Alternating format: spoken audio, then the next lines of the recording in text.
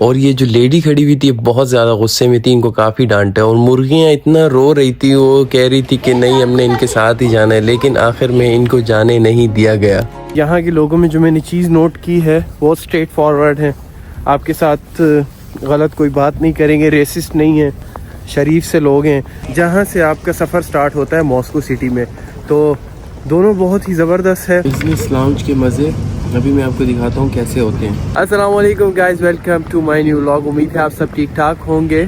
इस व्लॉग में मैं आपको दिखाने लगा हूँ रशिया का सेकंड बिजिएस्ट एयरपोर्ट। ये है दोमोदेदोवा एयरपोर्ट। इस एयरपोर्ट में क्या कुछ है, क्या फैसिलिटीज़ है, किस स्टैंडर्ड का है, ये सब आप देखेंगे इस व्लॉग में।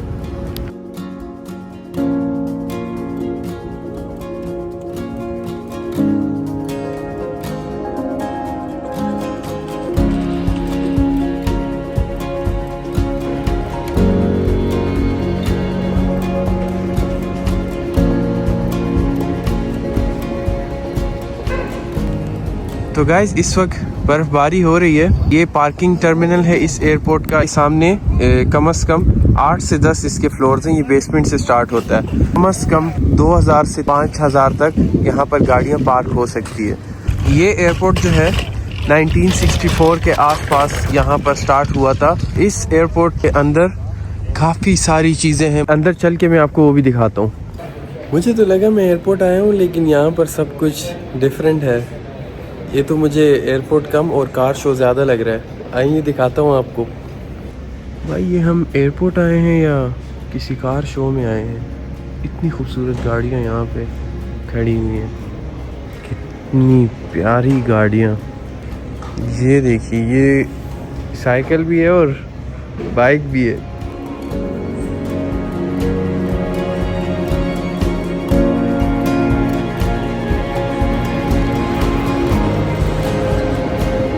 दोमोदेदोवा एयरपोर्ट से जो बड़ा एयरपोर्ट है रशिया में नंबर 1, वो है शेरेमेत्रो। वहाँ पर कैपेसिटी जो पैसेंजर्स को कंट्रोल करने की वो इससे भी ज़्यादा है। यहाँ पर जो पर ईयर 2 से 3 मिलियन लोग इस एयरपोर्ट के थ्रू सफ़र करते हैं। ये क्रिसमस के दिन करीब है, तो यहाँ पर हर जगह क्रिसमस ट्रीज़ लगी रहती है रशिया में। मैं जब फर्स्ट टाइम यहाँ पर इस एयरपोर्ट आया था तो मुझे पता नहीं था कि यहाँ पर हम स्टे कर सकते हैं, क्योंकि मैं एक बार पहुंचा था, 11 बजे का टाइम था रात का, और उस वक्त ना आपको हॉस्टल इजीली मिल सकता है, ना होटल। टैक्सी के भी जो चार्जेस होते हैं उसमें ज़्यादा होते हैं। और अगर आपने किसी और सिटी यहाँ से ट्रैवल करना है तो उसके लिए भी जब आप बस स्टेशन जाएंगे, वहाँ से बस सुबह 8-10 बजे उनकी जो सर्विसेज होती है वो स्टार्ट होती है। तो बेहतर ये है, कहीं भी जाने की ज़रूरत नहीं है, इसी एयरपोर्ट में आप आराम सुकून से स्टे कर सकते हैं। वो जगह भी मैं आपको भी दिखा देता हूँ, क्योंकि बहुत सारे लोग परेशान हो जाते हैं। वो इमरजेंसी में यहाँ से टैक्सी लेके, पहले वो इमिग्रेशन में थोड़े से परेशान हुए होते हैं और उसके बाद फिर वो टैक्सी लेकर चले जाते हैं, और फिर वहाँ पर भी उनको समझ नहीं आती अब कहाँ स्टे करना है। इसलिए बेहतर ये है कि इसी एयरपोर्ट में आप सुबह तक आराम सुकून से स्टे करके, जब आपका टिकट वगैरह आप अपने लिए बुक कर लें, जिस भी शहर आपने आगे सफ़र करना है, तो उस हिसाब से फिर आप यहाँ से निकल जाइएगा। यहाँ पर 2 से 3 क्लिनिक्स भी हैं। अगर किसी की तबीयत ख़राब होती है या कोई इमरजेंसी होती है तो उसके लिए सबसे ज़्यादा यहाँ पे डेवलपमेंट इस एयरपोर्ट में, मतलब जो इसमें इम्प्रूवमेंट आई है वो आई थी फीफा वर्ल्ड कप 2018 के बाद, क्योंकि उसमें ये एयरपोर्ट बहुत ज़्यादा बिजी था। तो उसके बाद यहाँ पर इन्होंने और भी बहुत सारी चीज़ें ऐड कर ली।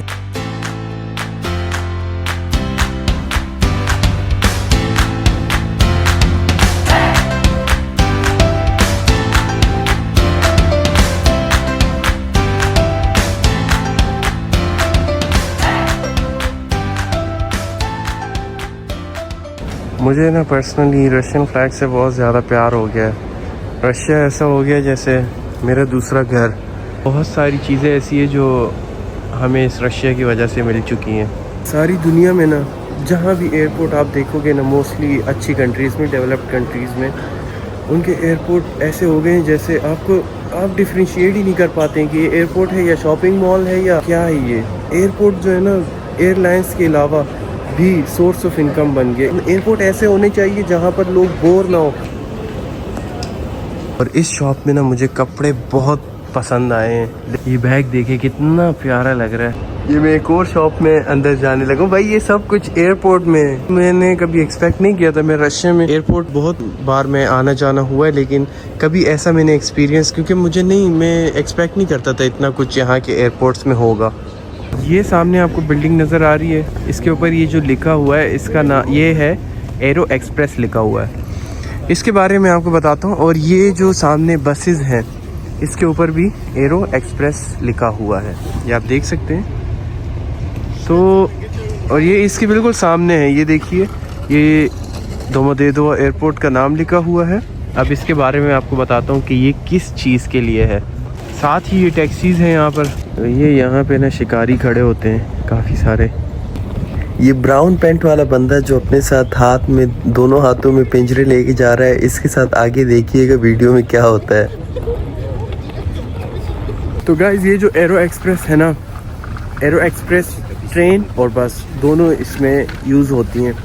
ये बेसिकली मैं आपको तब मशवरा दूंगा इसका, अगर आपके पास लगेज कम हो तो आप मॉस्को में आराम सुकून से यांडेक्स मैप आप डाउनलोड करेंगे, उसमें आप सर्च करेंगे जो भी आपकी करंट लोकेशन होगी, आपने एयरपोर्ट के बारे में सर्च करना है तो वो वहाँ से उसी मैप में आपको बता देंगे कि भाई आपने कैसे एयरपोर्ट पहुँचना है। उसमें ऑप्शंस होती है। अब ये जो एरो एक्सप्रेस और एरो एक्सप्रेस बस और ट्रेन, इन दोनों की प्राइस में थोड़ा सा डिफरेंस है और इनके अराइवल में थोड़ा सा डिफरेंस है, और लोकेशन जहाँ से आपका सफ़र स्टार्ट होता है मॉस्को सिटी में, तो दोनों बहुत ही ज़बरदस्त है। ट्रेन की 650 पर फेयर चार्जेस हैं इस वक्त करंटली, और जो बस है उसकी चार्जेस 350 है। लेकिन ट्रेन में ये कि आप लगेज थोड़ा ज़्यादा लेके आ सकते हैं, और अगर हद से ज़्यादा लगेज है तो फिर बिल्कुल इन दोनों को मैं प्रेफर नहीं करूँगा, क्योंकि रेलवे स्टेशन में आपको चलने में बहुत ज़्यादा प्रॉब्लम होती है ये सारी चीज़ें कैरी करने में। तो इसलिए बस और ट्रेन तब ही आप इस्तेमाल करिएगा जब आपके पास लगेज बराबर हो जो आप अकेले संभाल सकते हो। उसके अलावा यांडेक्स टैक्सी बहुत अच्छी प्राइस में आपको मिल जाती है, उसमें भी आप देख सकते हैं। अगर आपके पास टाइम ज़्यादा है तो थोड़ा सा वेट कर सकते हैं, क्योंकि उसमें प्राइसेस जो है वो ऊपर नीचे होती रहती हैं। तो ये 3 चीज़ें हैं एयरपोर्ट पहुंचने के लिए। ये जो आप ऊपर देख रहे हैं ना, यहाँ से बर्फ़ नीचे गिरती रहती है, तो इसके नीचे कभी भी मत खड़े हुआ अगर रशिया में कहीं पर भी ऐसी जगह पर खड़े मत हुआ करें, क्योंकि ये बहुत ख़तरनाक होता है। ये आपके सर के ऊपर ये बर्फ़ गिर सकती है। ये देखिए जी, इस रशिया का कोई भी कुछ नहीं बिगाड़ सकता। सैंक्शंस कुछ भी, हज़ारों सैंक्शंस लग जाए, इनकी अपनी एप्लीकेशंस हैं, इनके पास आधी दुनिया जितनी ज़मीन है इनके पास, इनके लोग मेहनती है, धोखेबाज नहीं है, बहुत सीधे साधे लोग हैं। इतना टाइम मुझे रशिया में हो गया है, तो यहाँ के लोगों में जो मैंने चीज़ नोट की है वो स्ट्रेट फॉरवर्ड हैं, आपके साथ गलत कोई बात नहीं करेंगे, रेसिस्ट नहीं है, शरीफ से लोग हैं, अपनी ज़िंदगी सही फुल मस्तियों में गुजारते हैं आपस में जैसे भी, लेकिन किसी दूसरे तीसरे बंदे को नुकसान नहीं पहुंचाते हैं। बाकी अच्छे बुरे लोग हर जगह होते हैं। मेरी कोशिश है यार, मैं जो भी वीडियो बनाऊं उससे लोगों को हेल्प मिले, सीखने को मिले। हो सकता है बहुत से लोगों के लिए मेरी वीडियो जो है वो यूज़फुल ना हो। अगर मेरी वीडियो से 2-3 बंदों को भी फ़ायदा हो जाता है तो मेरा टारगेट जो है अचीव हो जाता है। और आप सब सोच रहे हो कि यार इसके साथ अभी तक हमने लगेज नहीं देखा है, तो ये मेरा लगेज है, बहुत ज़्यादा है भाई।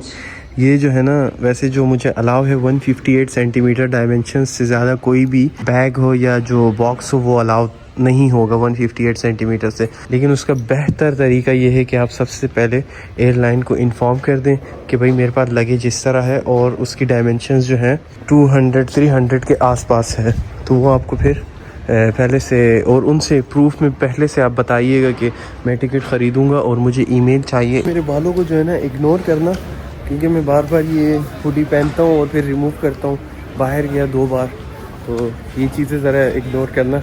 मेरे बाल बहुत अच्छे हैं, तो बालों को मेरे इग्नोर करना। मेन बात पे आपको फोकस होना चाहिए, ना किसी के बालों पे, नाक पे, चेहरे पे, ये वो। भाई तो सीन कुछ इस तरह है कि ये बंदा अपने साथ मुर्गियां लेके आया है। इनके कोई डॉक्यूमेंट्स नहीं है, पासपोर्ट वगैरह कुछ भी नहीं है इन मुर्गियों के। और ये जो लेडी खड़ी हुई थी बहुत ज़्यादा गुस्से में थी, इनको काफ़ी डांटा। और मुर्गियां इतना रो रही थी, वो कह रही थी कि नहीं हमने इनके साथ ही जाना है, लेकिन आखिर में इनको जाने नहीं दिया गया।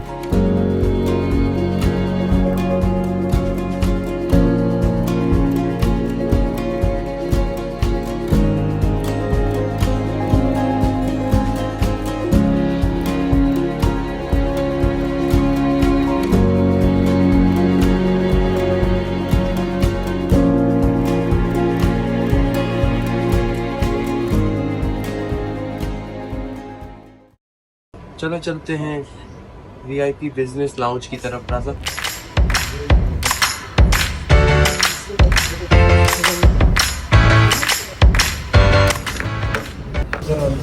बिजनेस लाउंज के मज़े अभी मैं आपको दिखाता हूँ कैसे होते हैं।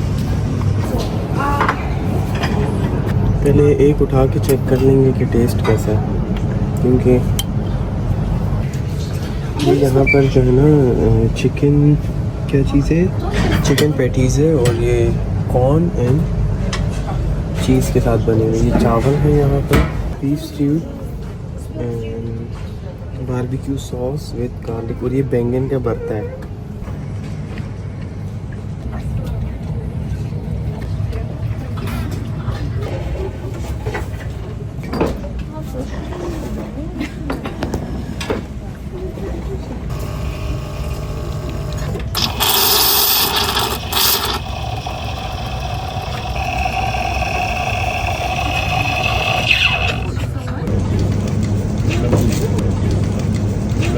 ये है जूस, और ये यहाँ पर काफ़ी सारे लोग बैठे हुए हैं। कुछ लोग अपने मोबाइल चार्ज कर रहे हैं। और इसका ये होता है कि 3 घंटे तक आप यहाँ पर बैठ सकते हैं, कुछ भी खाना पीना जो भी करना है कर सकते हैं।